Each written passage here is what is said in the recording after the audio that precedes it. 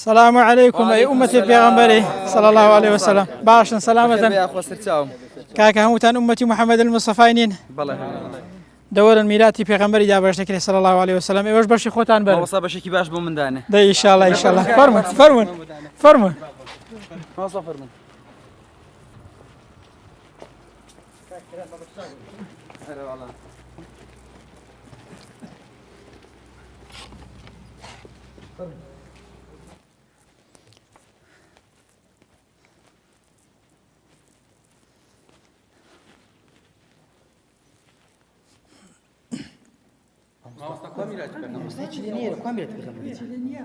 أو ميلاد بيغمبر صلى الله عليه وسلم.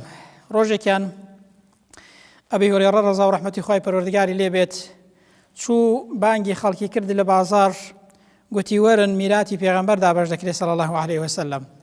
خەڵکەکە بەپەلە هاتن بۆ مزگەوتێ کاتێک کە هاتن بینیان هەندێک دەرس دەخوێنن هەندێک نوێژ دەکەن لەناو مزگەوتێ هەندێک باسی علمی شەرعی و ئەوانن لەناو مزگەوتێدا. خەڵکەکە گوتیان ئەی ئەبی هورێرە کوای میراتەکە ئەوەی کە دەتگوت میراتی پێغەمبەری دابەش دەکرێت صلى الله عليه وسلم.